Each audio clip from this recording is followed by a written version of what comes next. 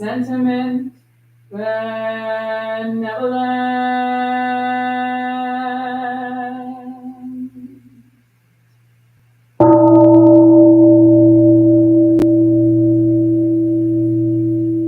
Dharma friends, sitting still in vital silence,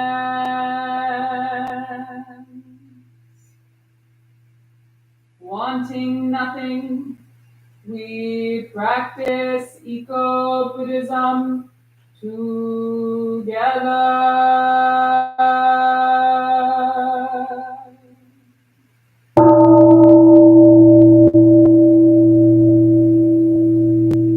The sound of the temple bell booms for all to cease from conflict.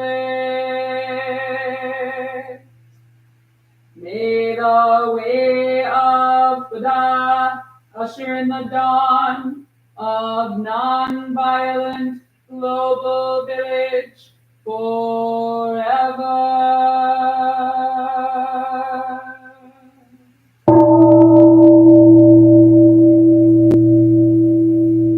Here is the after sound of the bell.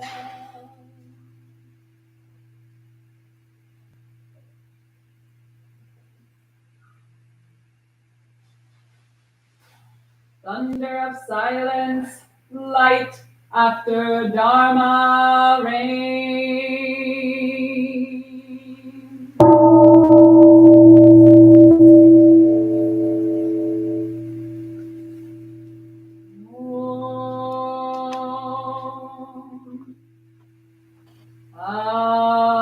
Amoga Vairochana Maha Mudra Mani Padma Jivala Vavartaya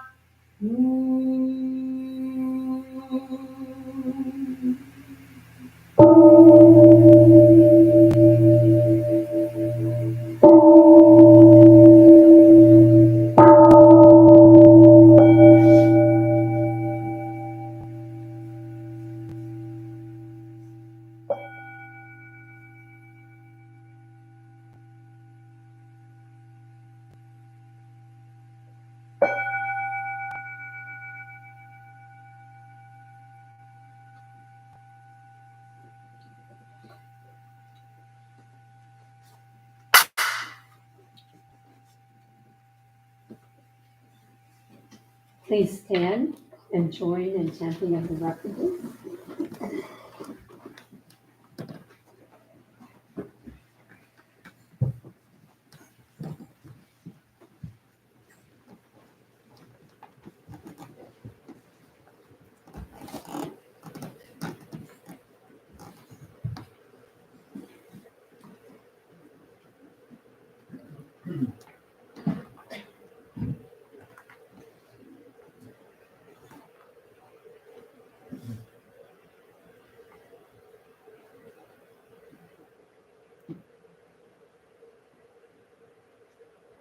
So we will offer the three refuges to Buddha Dharma Sangha.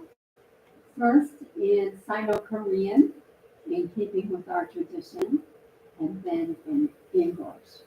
So please follow along. Throw your voice in as best you can.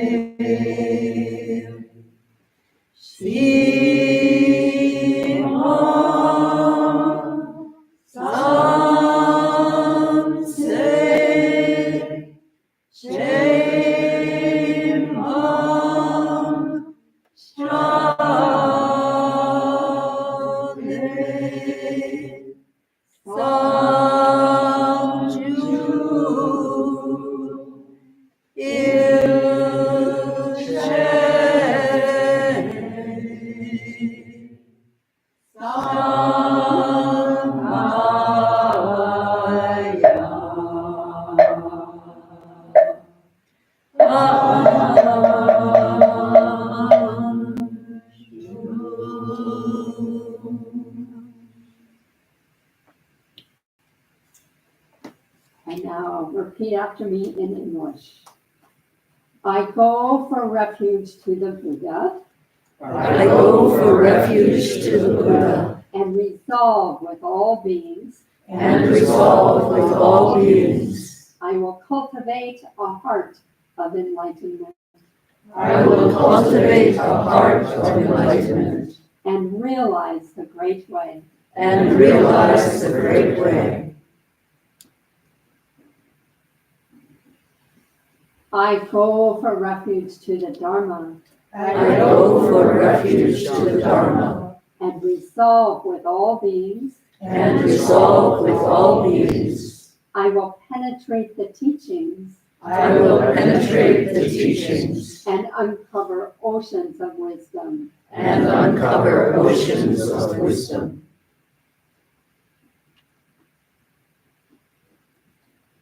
I go for refuge to the Sangha.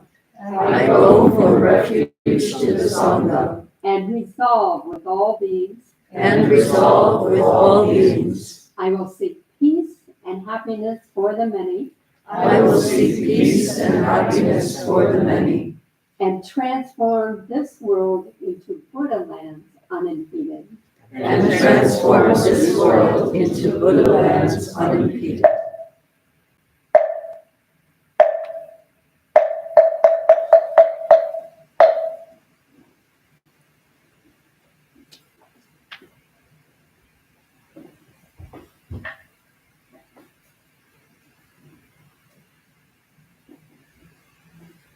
So we'll now offer a candle for world peace.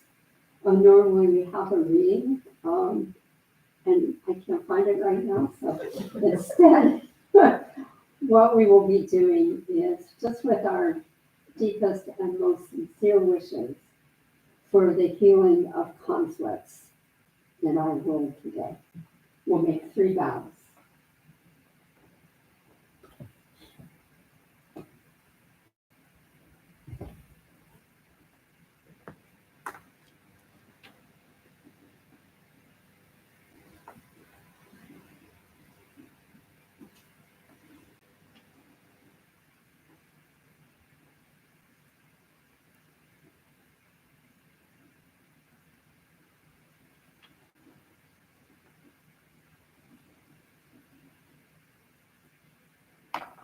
And now please sit comfortably.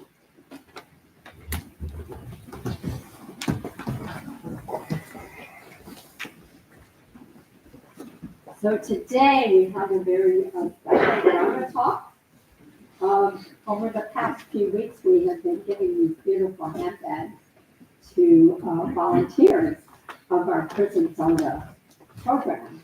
And today, so you may have seen that, but today we get to hear from them regarding what this program is all about. And so we look forward to their words of wisdom. We'll be hearing from Fung Sun, Catherine Brown, Maju, Brian Gens, and Mo Samsung, Lisa Inman.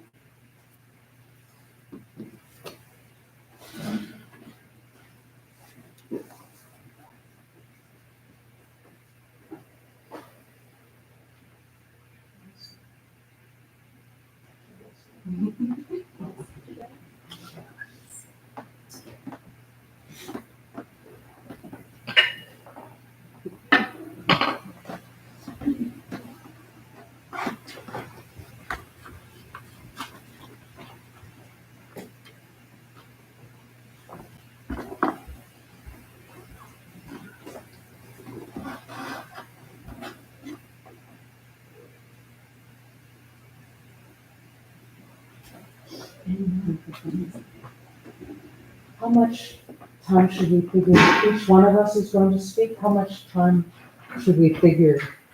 And then leaving time for questions. Less than 10 minutes for questions. So those among you who's good at math can figure that out. Oh. It's 20 minutes of 11. Okay, so then you have a total of about 12 minutes. says the engineer.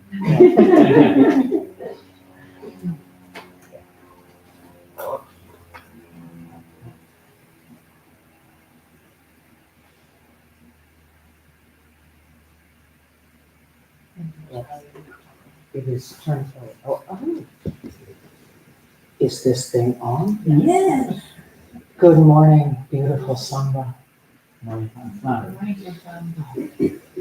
It's so good to see you all, and it is such an honor to be talking to you about this program.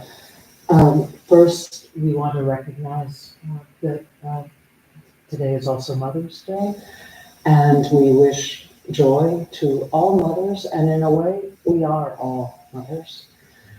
So here is a bow to all of us as mothers and all of our mothers.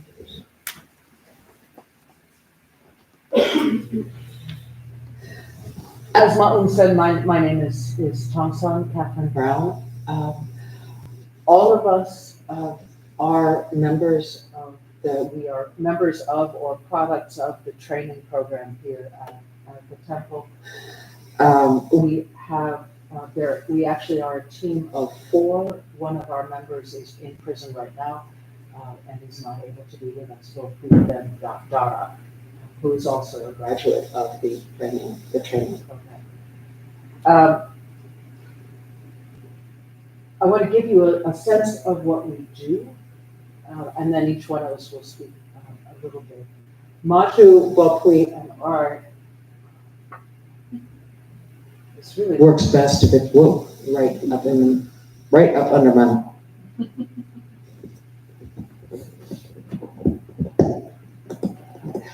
Bopui, Maju, and I we go into the prison at the Women's Huron Valley prison in Ypsi. It is the only women's prison in the state. The 3 of us go in weekly. We offer 2 religious services, one for the general population and one for level 4, which is the disciplinary population of the more difficult incarcerated people. Mo Samsung is an active letter writer who has corresponded with incarcerated people and led one of them through the precepts process through correspondence. Many, not one. So we will be speaking from both in-person bodily, well, all experiences bodily, but both from inside the prison and from correspondence experience. I think the first, I want to start by acknowledging that I think that many of us in this room know that mass incarceration in the United States is a shocking and terrible problem. Most people, I think, in this room probably know that. The suffering is immense. And the question is what to do. We have, at the end of this service, we will all say the Bodhisattva vows together. And the first of them is, all beings, one body, I vow to liberate. What does that mean? How do we do that? So one way to put that into practice is to go in there. There are dangers to taking that vow too literally when we go in or when we engage in correspondence.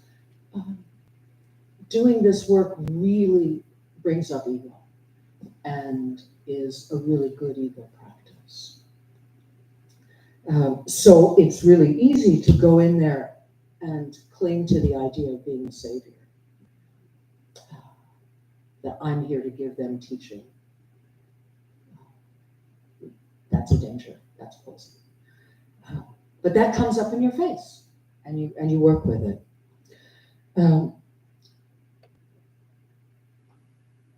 The scale of the suffering really beggars the imagination.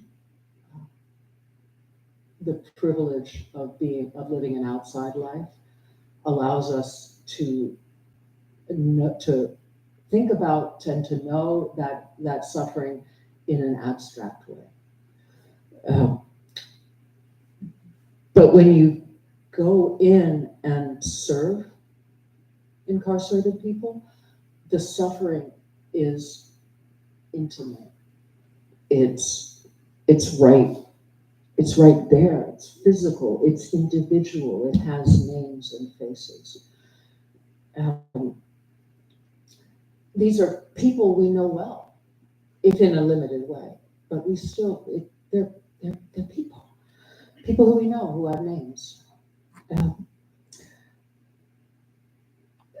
The suffering is immense, and sometimes that means that it's very hard work. And sometimes that means that individual people are very, very difficult to deal with.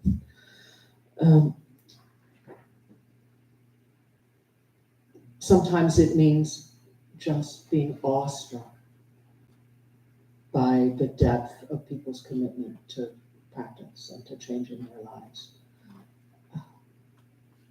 So it's both of those things. I think what I'd like to talk to you, I'd like to talk about the people inside as teachers. They're teachers, the difficult ones. So level 4 is a great teaching place.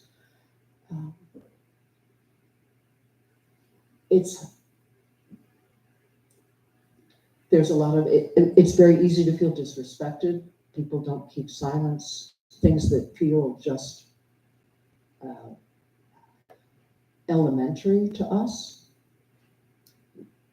are just, like taking your shoes off or keeping silence or paying attention or asking a question that is actually related to what's being said. All of those don't apply. And then ego comes up and clinging comes up. I love these teachings. These teachings are liberatory. Why aren't you listening? What are you coming here for? And then you have to let it go. Let it go. And the feeling of disrespect. Gotta let that go. Water on a stone. That's what I come back to, is water on a stone. it cannot be resisted. It will eventually work its way through and carve the Grand Canyon if you let it. So patience, let it roll off you. Prison is a hard monastery.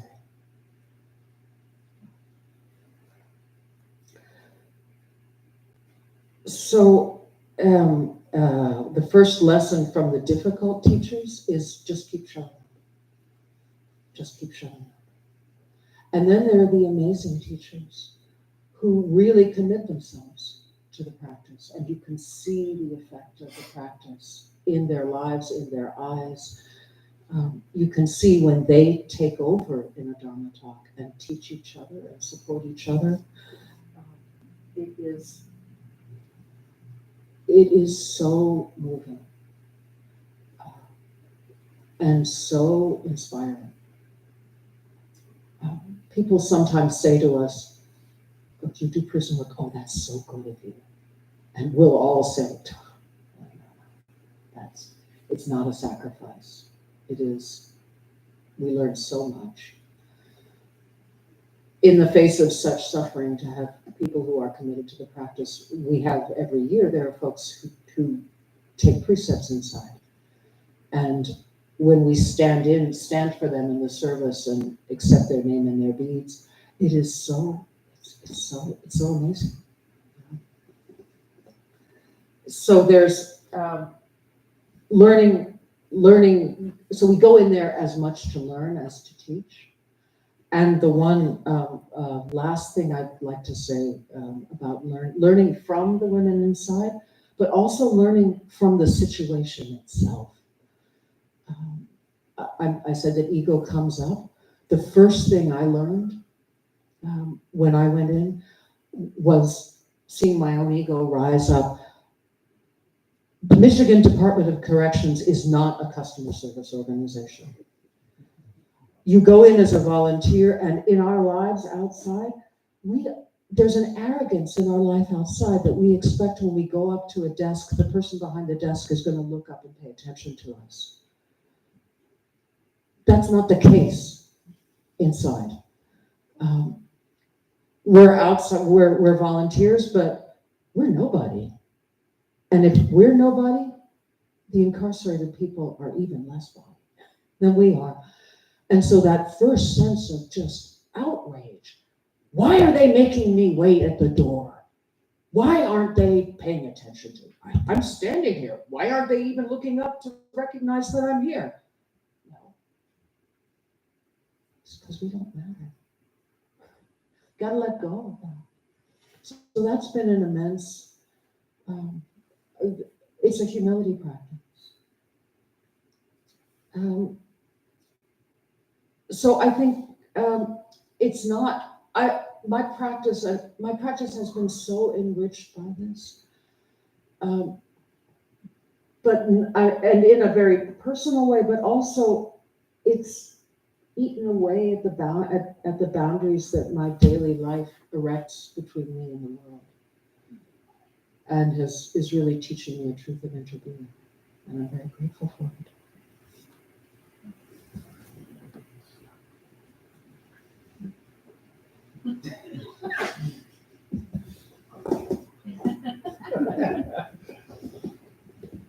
Hello, everyone. My name is Maju, or Brian Gantz out in the streets. I was trying to be a gentleman. I did write some notes, some key talking points that I wanted to bring up during this discussion. Anybody know who Maha Moggallana was? Anybody? So what was he known for? Or one of the most important things he was known for? Psychic abilities, gifts. So I bring this up because I think it was around 2019. I was finishing up the Dharma Guardian program, and Haji asked me, would you be willing to participate in the prison program? And at that time, I had a practice of saying yes to everything. and just to see where it would take me, right? And here I sit today. I'm not doing that practice as much, but that's okay. But I bring it up because I believe Haju has this gift to see what people need, right? And this was 100% what I did in my practice. So thank you. So the first opportunity I had on the inside to teach by myself, I asked all the women, in a word, describe this place. And almost unanimously, they all said hell. And that's what I thought. Being a Marine Corps veteran, being institutionalized in a sense through basic training and other programs within the Marine Corps, I could relate to their institution. Okay, so it confirmed my suspicions of, yeah, this is a lot like the Marine Corps in the sense that you don't have a choice, right? And you have to do what they say. So I was like, yeah, that's a lot like hell, right? Even more so in the correctional facility, as Tong Sun said. If volunteers walking through the door trying to help alleviate the suffering and make their jobs easier are treated with such disrespect as we are, you can only imagine what goes on with inmates, right? So it's difficult, and like she said, it is 100% a practice in humility and a practice in patience. The reason why I came to this practice was because I had anger issues, like serious anger issues. And meditation was the only thing that ever helped. I tried pretty much everything, read every self-help book you could find, and nothing helped other than sitting my ass on that cushion and just breathing and working through whatever it is I brought with me into this life, right? So a lot of that manifests, as Tong Sun said, as soon as we walk through the door. Okay, so it's 100% a practice in patience and humility.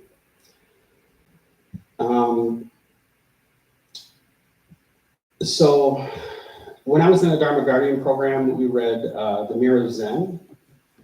It was one of our books for study, and the guy that translated it from Korean into English, his name is Hyung-Gak Sunam.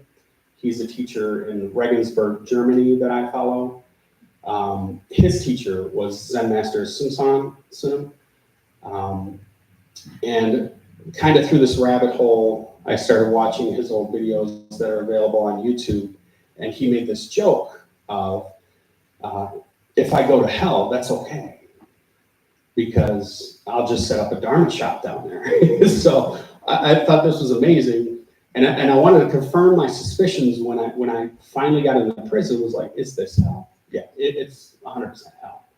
So I was like, okay, I always look for confirmations, right? Like the universe saying you are where you need to be. Well, this was one.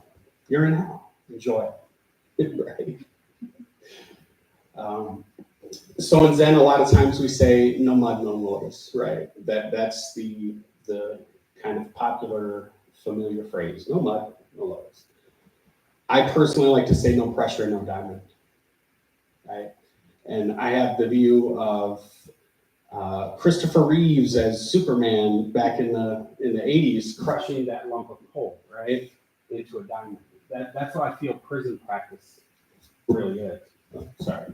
Did I lose it? No, we're good. Not your fault. Not my fault. So, yeah, I say no pressure, no diamond. And this practice going into the prison is a pressure cooker, right? Let me see what else I have to say. So when I talk about perspective, I like the imagery of the work that we do in there as kind of throwing stones into a pond, right? And once it hits the water and all these ripples come out, right? It's just cause and effect, right? So I view this practice as Haju throwing stones into the Women's Center prison of here's Dharma goodness, here's Dharma light. And, when we go in there and we practice with them, they take that Dharma goodness, that Dharma light into their everyday lives. And they are like stones in the water themselves. So I view them all as like little lanterns providing light, right, throughout this chaos. Sorry, I get emotional because, We all do. yeah. So I appreciate that you do this Dharma work, you offer this service.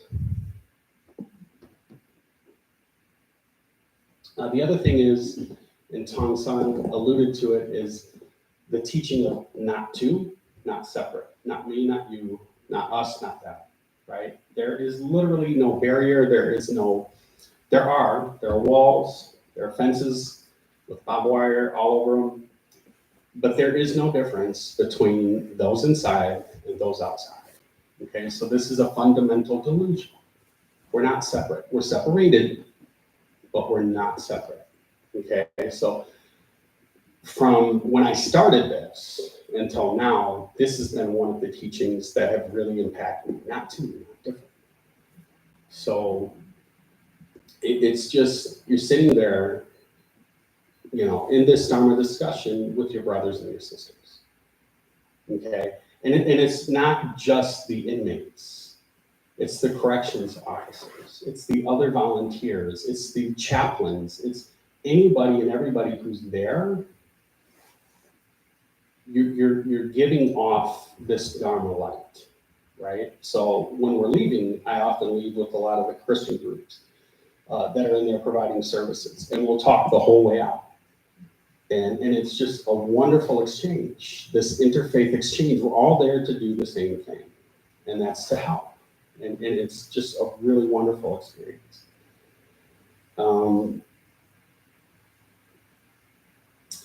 So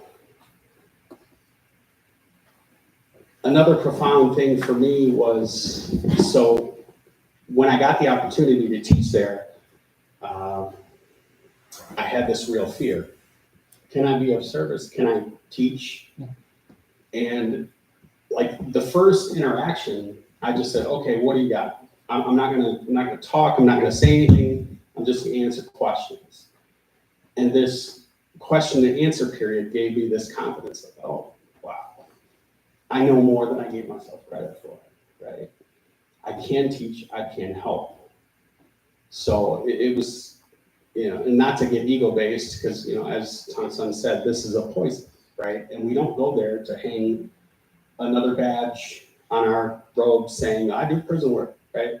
It's not about that. It's about the Bodhisattva vow to save all beings. That's what this is about.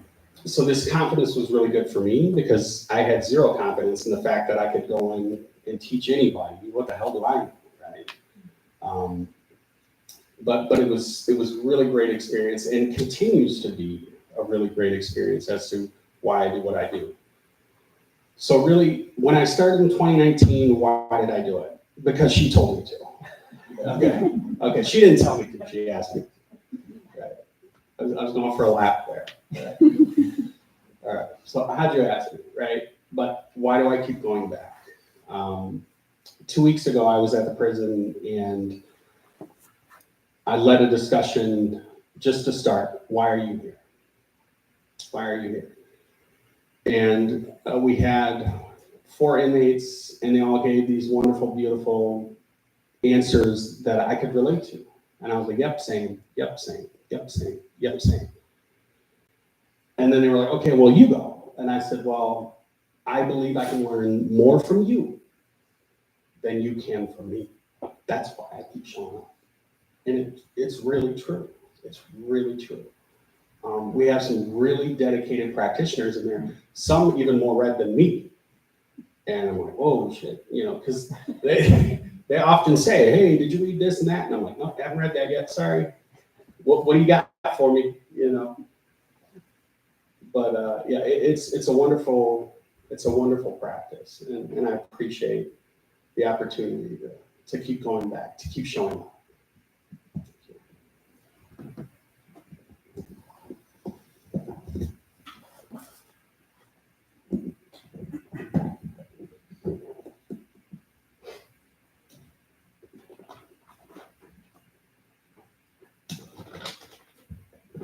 Just unfolding my notes. Well, good morning to all of you Buddhas and Bodhisattvas. I am Mosamsan. My street name is Lisa. So the perspectives that I have to share are just a little bit different because I am solely working with the Dharma, with our prison population through the U.S. Postal Service.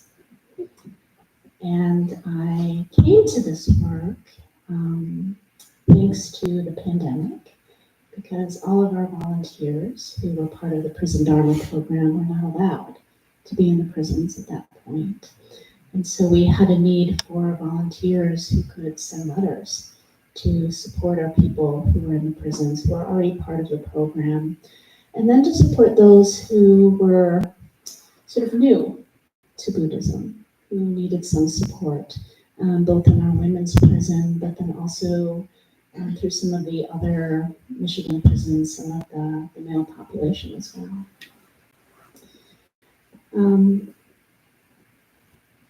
So the focus of this correspondence is kind of circumscribed, as you might imagine. So it's just general questions that people have about Buddhism, especially for people who are new to the practice. Practical applications of the Dharma. So how do you take a sutra? How do you take a teaching like the Four Noble Truths and actually use it while you're incarcerated? What does this look like in practice? Just encouraging people with basic practices like prostrations, meditations, study, etc. And then with certain of these correspondents, as Tongsan already mentioned, who generally had a practice already, kind of facilitating, walking them through the precept-taking practice and formally becoming Buddhist. And so I really see this letter writing as part of my practice. So kind of in line with my own meditation practice, my prostration practice, my study practice. And there's different ways to look at this, but it is kind of an enactment of the Noble Eightfold Path, the Bodhisattva vows, the use of skillful means or paya. And just to give you a couple of examples of this, it requires deep listening in quotes, because obviously I'm not hearing the words, but I'm really scrutinizing the page, rereading the letters, kind of reading between the lines, really trying to get the essence of what is being communicated and not overtly communicated. Locating the dharmic nuggets within the letters, and then responding succinctly and clearly. I should also mention that these letters are being handwritten, and so it's really important that I am very careful with the forming of each letter, so that it's really legible, and that's a practice in and of itself. And then finally identifying the most relevant, the most useful Buddhist teachings to share according to each letter writer's concerns, their level of practice, ability, as well as integrating appropriate personal examples as relevant. It's difficult for me to say what benefit the letter writing has been to the people that I'm corresponding with because of just sort of the delay and the limitations of doing all this through the mail. but I can share with you the personal benefits that I've received in practice. So there is this idea of engaging with someone without knowing at all what they look like, what they sound like, just solely through ideas, through letters, through language, through descriptions. And it's really helped to hone my skills and just working with the practical applications of the Dharma. So being able to select a text, a sutra, a teaching, and really explain it in plain language very efficiently. And then finally, it's really been a boundary but very intimate way of walking this Dharmic path with someone through these letters. That is really an experience of true suchness. And so I will end there.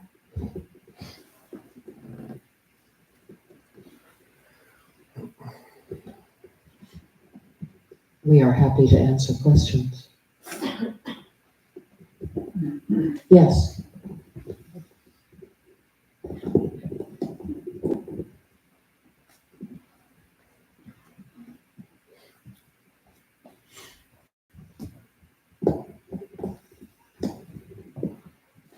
Firstly, thank you to each of you about the thread of no self, no other that runs through each of what you speak to is really important to hear. I'll end with my question, but I'll begin by saying that when I was in graduate school, I began teaching in prisons, and I taught my first class at one of the oldest maximum security facilities in the country called Auburn Prison in upstate New York. And it was, and still remains, an experience in which I met many great teachers there. And as still an early career professor in the arts, it was a vital time to learn that my teachers are everywhere, right? And I think within our practice, we learn that too, it's reinforced, right? And you are so right in that the prisons that we've created as sort of monuments, that these are monuments, right? In some ways, to our values, right? They really are. And as much as we don't want to think of them that way, they really are a reflection of what we do value. And so there are people who I meet, and I don't talk about this work a lot, right? Because people will be like, oh, it's so lovely that you do this work. And I'm like, no, this is no self, no other. Like, I'm as much that prison as that prison is me, right? There's something in there that is about me. And I also am in the position in which I avoid the savior complex, right? Because so much of the ways in which we've entered those spaces has been in a place of saving. And so many of the people who are there do not deserve to be there. They're products of a system that has intentionally created these divides in order to create other and self, right? To reaffirm that. So there was an incarcerated student I had who, in this particular setting, was teaching all male-gendered incarcerated students. And the ages ranged from 18 to 50 or so. And this particular student will be in prison for life. And I think of him often. And at the end of the class, in a class in which we could not shake hands or have any kind of physical contact, he shook my hand, which we both knew we could get in trouble for. And we just looked at each other in our eyes, and I knew exactly what this person was saying to me. And it was no self, no other, right? And that class taught me that Sangha can be created anywhere.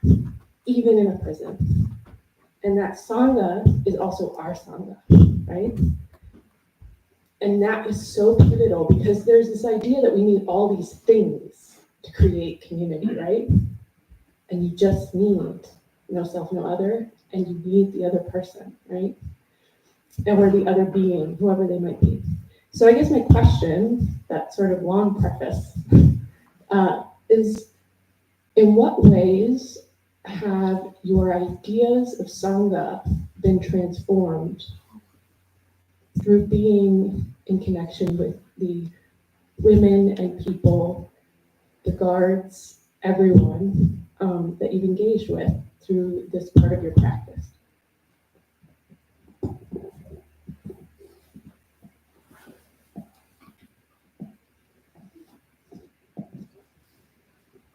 Thank you, Ili. That's a wonderful question.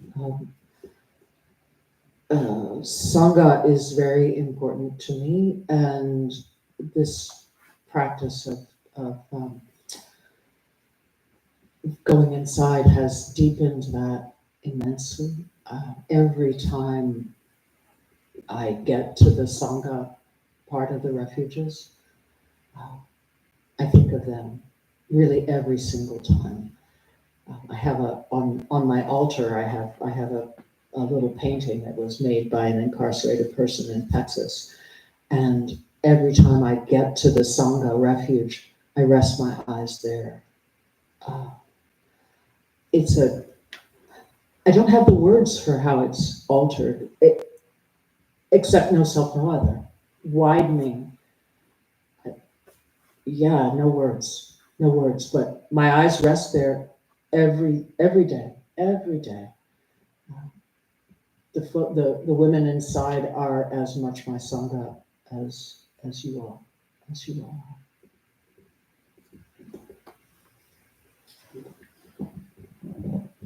Yeah, thank you for that. You should be up here too. I appreciate you sharing your experience.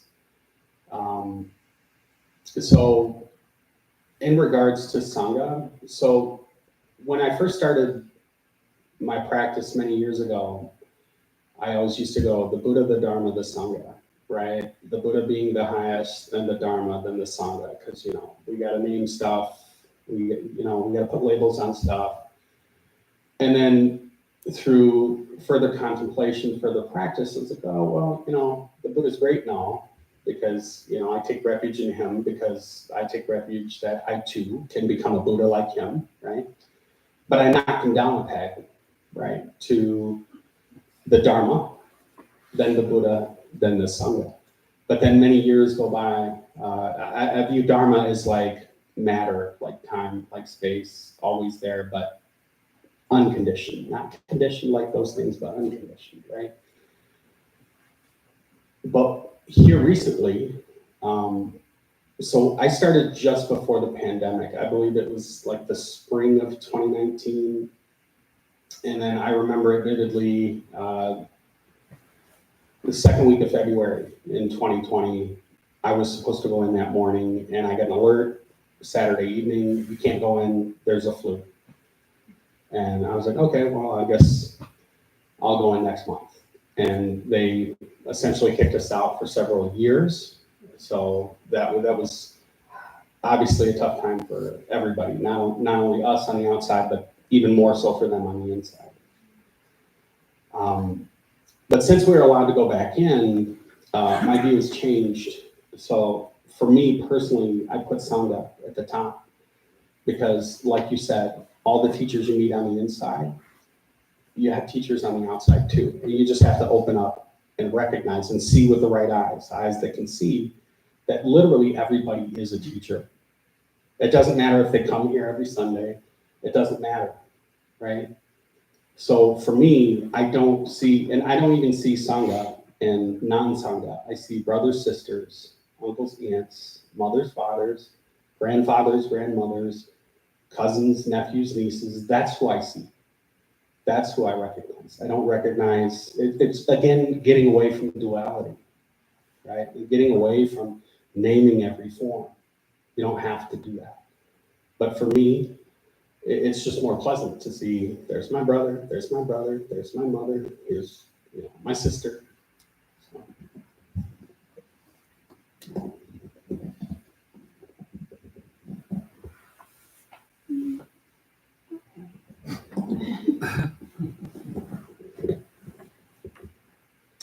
So, I hadn't thought of this before, so I was trying to come up with something really.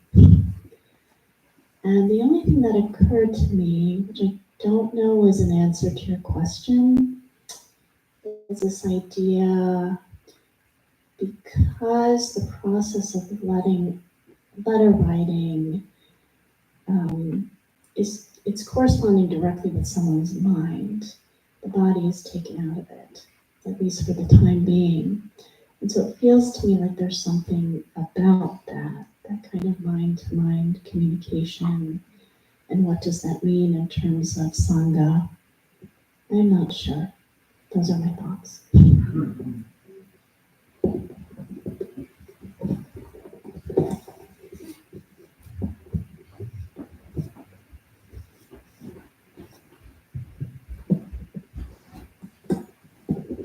Thank you all for sharing your experience in a woman's prison. I spent 33 years on a psych unit, and that increased my heart of compassion for the suffering. I don't go into prisons, but I am allowed to go into treatment facilities where people are severely addicted to drugs and alcohol. And they invite me often to come and share my experience. And what I hope to bring there is hope, and I leave it there. My teacher once told me the greatest gift is the gift of giving, and the greatest joy is the joy of freedom. He said, the more we give to others, the more we get to give. He said, young child, you're gonna have an inexhaustible treasure of spirituality. You can't be exhausted. Why? Because you don't want nothing from them. You just want everything for them. And that's how we approach this life. There is no real separation from anything. He used to often say, everything is you, and you are everything.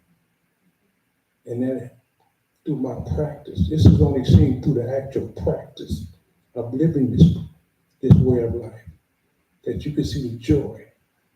I'm not going to ask the question because the question itself is unattainable.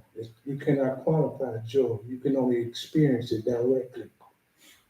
And I hear the joy in your hearts, in your voice, when you speak about helping others. Thank you.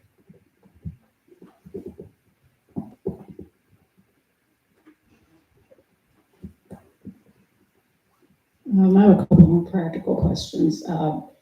Is there a role for us lay people in this program? Are you looking to expand it at all, especially for those of us who've already heard a relevant experience and I'm a psychiatric nurse? Or do you have to wear the gray robe to be a volunteer? I guess is my own question.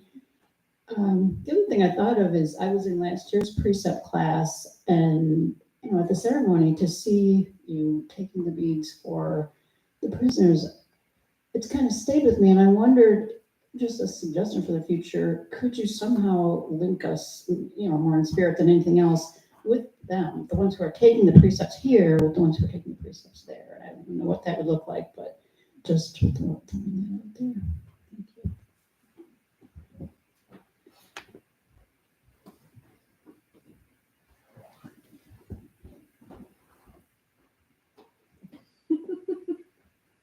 You're in the middle, son.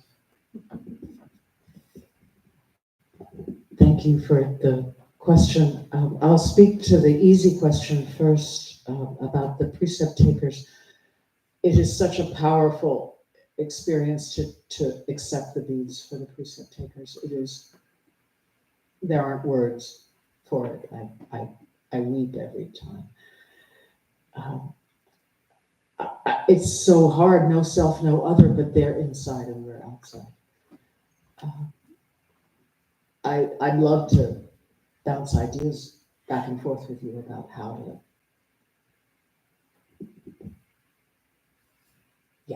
do that. We would love more sometimes we feel stretched thin on the inside. It is, however, and I will hand the microphone to our teachers about this, but it's really important as an inside volunteer that you have a very, very strong grounding in the Dharma and practice because of the challenges. The letter writing program, we would love to have more people on the letter writing program, where the challenges are less in your face. I will hand the mic to Hajisunan to speak about volunteer.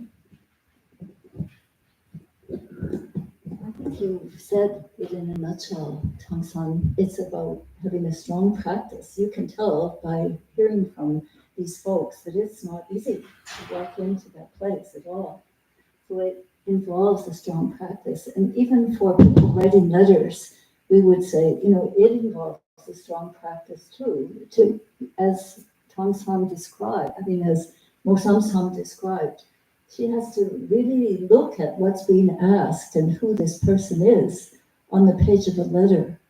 And then she has to know, and actually does it a lot because she does it for her work in the children's program too. What are we going to work with? And so we think it's fair for our prison Sangha members that we send people who have some good grounding in Buddhist practice and teachings. And that being said, we do have several programs available that many people have participated in, which you would certainly be welcome to join and just ask one of us, Ma'um or myself, Jagwa.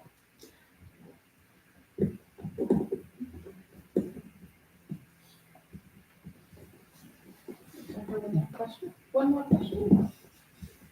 Please.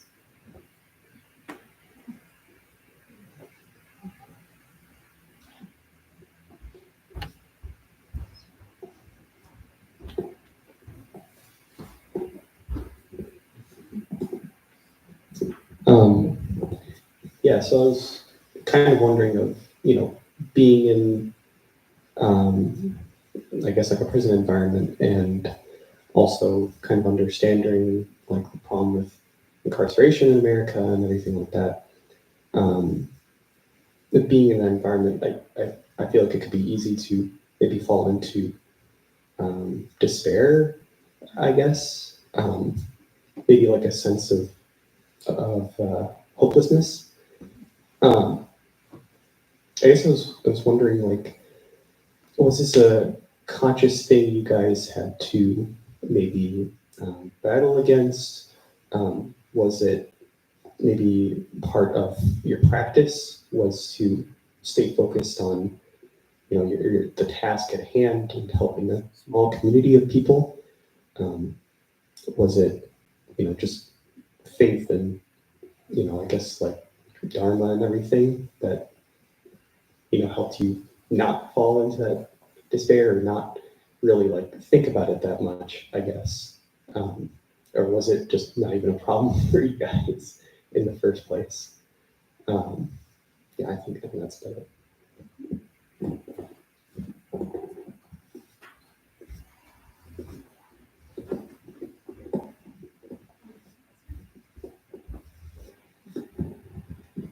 So for me, this idea of despair,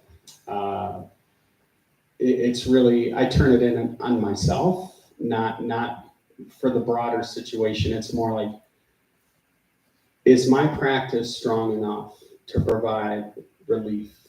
Okay, it really has nothing to do with them. To dispel any kind of fear, uncertainty, doubt, whatever I have regarding will they receive it, they just keep showing up. That dispels all fear, uncertainty, doubt. They just keep showing up. They're literally living in hell every waking moment, sleeping moment, and they keep showing up. They don't have to. They can choose to just continue doing what they've always been doing and wait for their day for release, but they keep showing up. Why? All the reasons why I keep showing up. The same. We're not different. So it's really kind of an external pressure for myself to be accountable to my practice. Am I sitting every day? Am I studying every day? Am I chanting every day? Am I prostrating every day? Am I repenting every day? These are my practices. So I have to be on my A game, right? Because if I don't, they know, they see, they respond to authenticness, right? You have to be authentic. They'll see right through it. They'll call bullshit, right? They will. That's not bullshit. That's not bullshit. You know it as well. They know who's genuine. And I'm just using language to, it's not me, them, us, they. Not separate.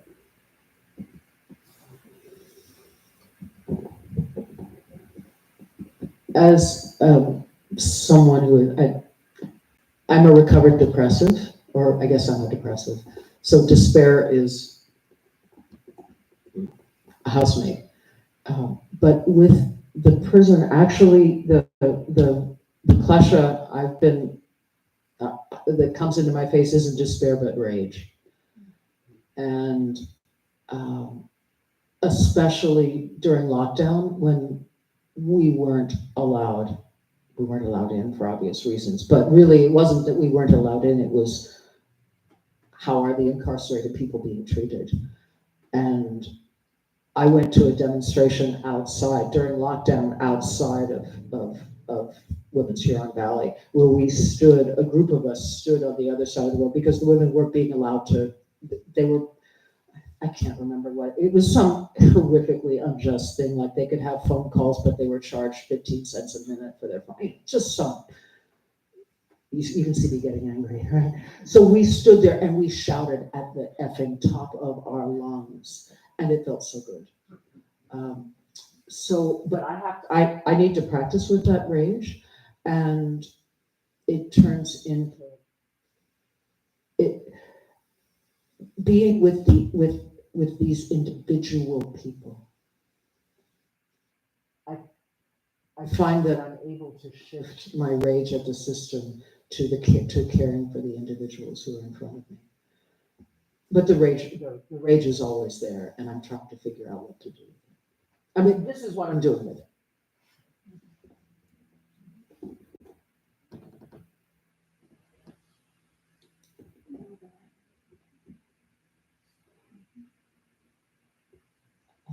I think we are at the end of our part of the service. We thank you all. We thank you all for listening.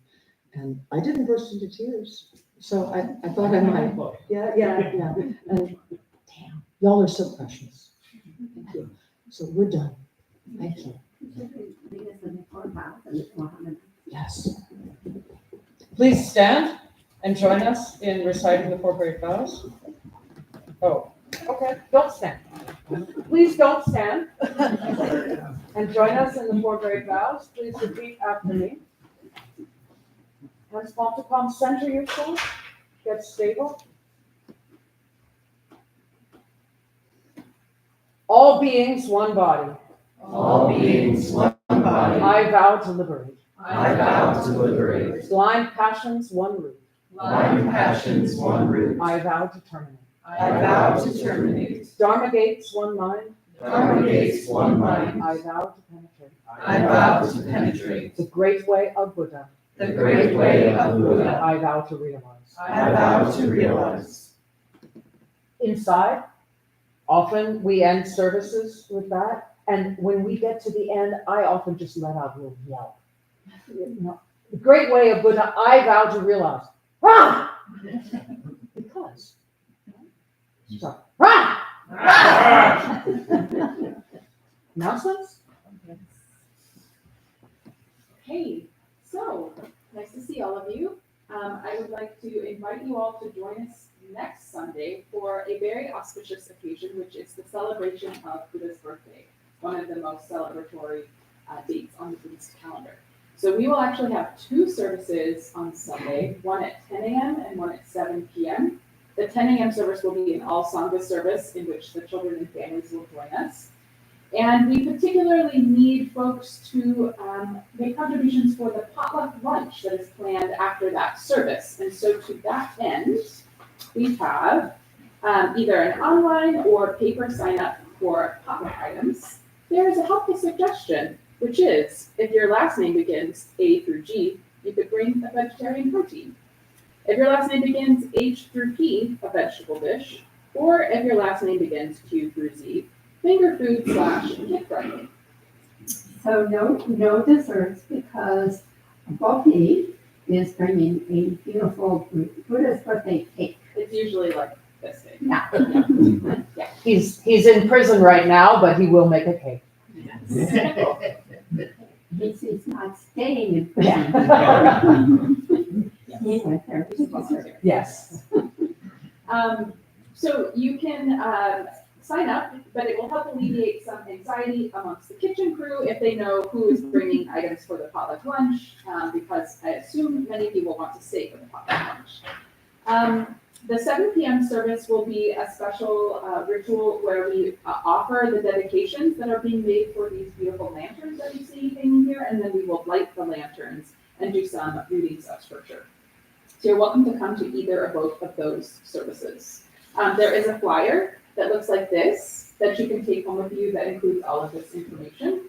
And if you would like to make a dedication to a lantern, which is traditionally done for a loved one, perhaps someone who has passed away or someone who you would otherwise like to honor, you can stay after service and Maum will be at a little white table out here in the foyer and you can draw or write your dedication and these will be hung from the lanterns for the special service next weekend. Anything else that we just were thinking about to say? Okay, so I'll have a few other announcements, but related to Buddha's birthday is the potluck lunch will be outside, and that means we have to bring up many chairs and tables from the basement. And so Magamak will be organizing our together action for 15 minutes, a work period right after service. And we would greatly appreciate your help carrying up some plastic tables and chairs that are stored in the basement of this building. So stay tuned for that. Otherwise, announcements are we have public services every Sunday at 10 a.m. and at 4 p.m. on the first and third Sundays, as well as every Sunday at 8 p.m. an online Sangha, which you can get the URL for here. And we have yoga classes that meet currently Tuesday evenings, 6:30 to 8. And is the Recovery Dharma booth meeting today? Yes, the Recovery Dharma will be at noon today in the historic temple, big yellow building next door. At noon. Okay. I think that's really it. If you would like to make a financial contribution to the Vakata Temple, which is entirely a volunteer organization, you can do so in the fishbowl right outside the door. If you have any interest in volunteering, we have a regular work period Saturday afternoons from 3 to 5 p.m. or other times as you may be available. So feel free to ask any of us wearing the gray clothes and we can hook you up, so to speak. Yeah. Anything else? If you're interested in those training programs that we talked about, please, see one of us will get come around and answer questions. And then, Mom, would you like us to put away mats and cushions today? Yes. So after we formally end service with 3 vows in front of the altar, if I could ask your assistance in putting away mats and cushions, the mats and cushions that touch the red carpet can remain in place. Otherwise, this side of the room neatly stacked on the stage, and on this side of the room in the back corner, and then the cushions go on the red cubbies.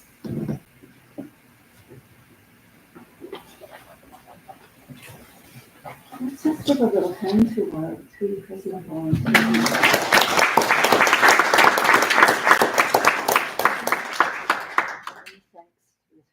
The 4 of you.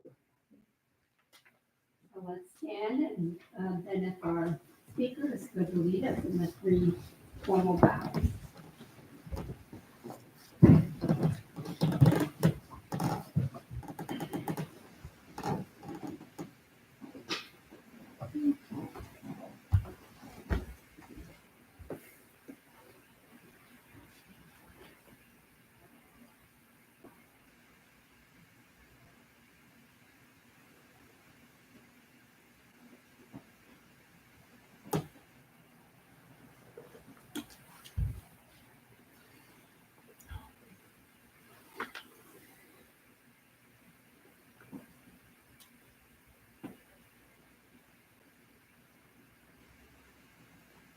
don't you three go out and greet everybody as I come out this morning, please?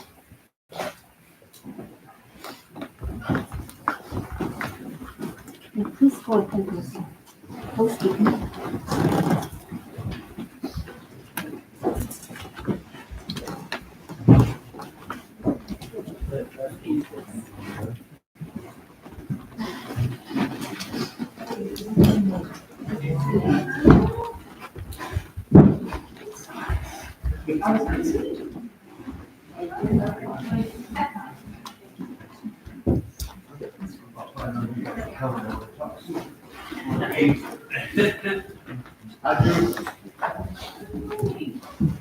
And if you would like to walk Carrie up, because of chairs, please see one month. Very great.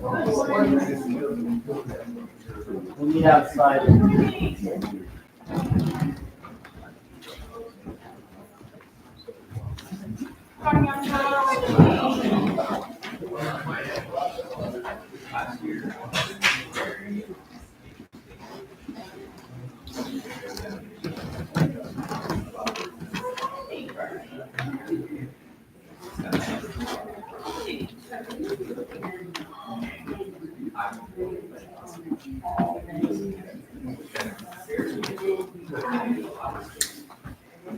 Hi, Dave.